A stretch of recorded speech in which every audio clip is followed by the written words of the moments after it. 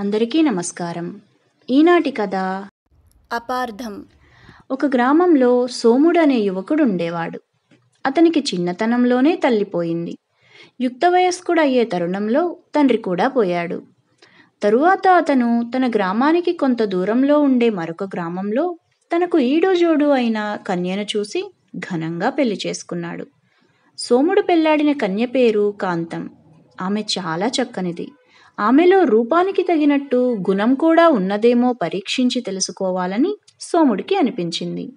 ఒకనాడు సోముడు మాటందర్భంలో తన భార్యను, మన పెళ్లికి ఎంత ఖర్చయి ఉంటుందంటావ్ అని అడిగాడు. 2 సోలల బియ్యం అన్నది కాంతం ముక్తసరిగా. ఆ జవాబు విని సోముడు ఉగ్రుడయ్యాడు. నేనెంతో ఖర్చు పెట్టి వైభవంగా పెళ్లి చేసుకుంటే 2 సోలల బియ్యంతో పెళ్లి చేసుకున్నానంటావా? నేను నీకు అంత దరిద్రుడిలాగా కనిపిస్తున్నానా? నీ వంటి మూర్ఖురాలికి ఈ ఇంట చోటు లేదు. తక్షణం బయలుదేరి నీ ఇంటికి వెళ్ళిపో అని అతను కేకలు పెట్టాడు. భర్త అలా విరుచుకుపడటం చూసి కాంతం ఆశ్చర్యపోయింది. కానీ మానాభిమానాలు కలది కావడం చేత మారు పలకలేదు. సోముడు ఆమెను ఆమె పుట్టింట దిగబెట్టి రావటానికి బయలుదేరాడు. ముందు భర్త, కొంచెం వెనకగా భార్య నడుస్తున్నారు. వాళ్ళు కొంత దూరం వెళ్ళేసరికి ఒక పొలంలో కొందరు మనుషులు ధాన్యం బస్తాలను 2 ఎడ్ల బళ్ళ మీదికి ఎక్కిస్తున్నారు. కాంతం ఆగి ధాన్యం బస్తాలకేసి చూస్తూ, ఈ ధాన్యం పోయిన ఏటిదా, ఈ ఏటిదేనా అన్నది. భార్య అడిగిన ఆ పిచ్చి ప్రశ్నకు చీదరించుకొని సోముడు ముందుకు నడిచాడు. వాళ్ళు మరికొంత దూరం వెళ్ళాక కొందరు మనుషులు శవాన్ని మోసుకుంటూ ఎదురయ్యారు. కాంతం ఆ శవం వెంట ఉన్న వాళ్లను, 1 శవమేనా లేక 100 శవాలా అని అడిగింది. ఆ మాట విని సోముడు తన భార్య మెదడు పూర్తిగా చెడిపోయి ఉంటుందనుకున్నాడు. అలాంటి వెర్రిదాన్ని వదిలేయటంలో ఏమాత్రం తప్పులేదని అతనికి తోచింది. చాలా దూరం నడిచి వాళ్ళు ఒక చెట్టు కింద కూర్చున్నారు. దారికి కొంత దూరాన ఒక కాకి గెంతుతూ మాటిమాటికి నేలను పొడుస్తూ ఉండటం వాళ్లకు కనిపించింది. కాంతం ఆ కాకిని కొంతసేపు గమనించి, అక్కడ తవ్వితే నిధి దొరకవచ్చు అని భర్తతో అన్నది. సోముడు దీన్ని కూడా తన భార్య వెర్రే అనుకున్నాడు. కానీ ఆమె లేచి వెళ్ళి ఆ స్థలం పరీక్ష చేసి చూస్తే అది కొత్తగా పూడ్చిన ప్రదేశంగా కనిపించింది. ఆమె గట్టి పుల్ల ఒకటి తీసుకొని మట్టిని తవ్వింది.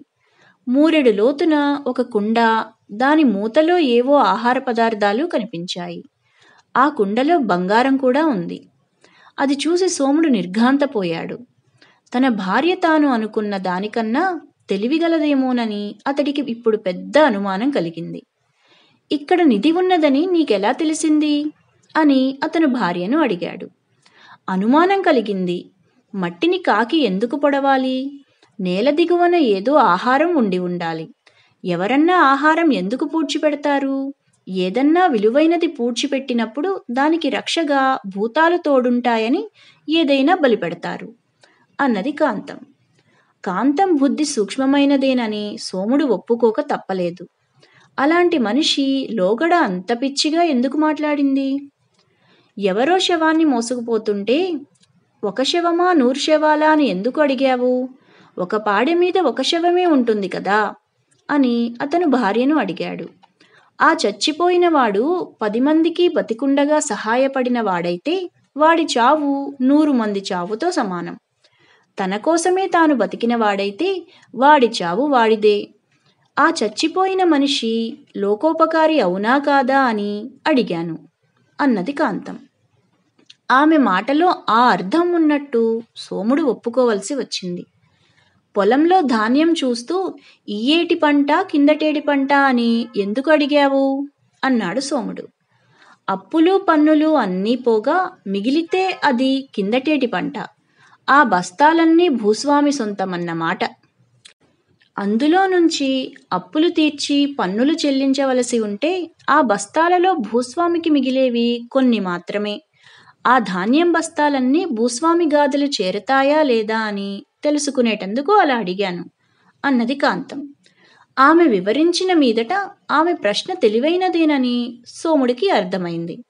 అంతా బాగానే ఉంది, కానీ మన పెళ్ళికైన ఖర్చు 2 సోలల బియ్యమేనని ఎందుకన్నావు అని సోముడు భార్యను అడిగాడు. మీరు మీ గొప్పతనం ప్రదర్శించుకునేటందుకు ఎంత ఖర్చైనా పెట్టి ఉండవచ్చు, కానీ అది నిజమైన పెళ్లి ఖర్చు కాదు.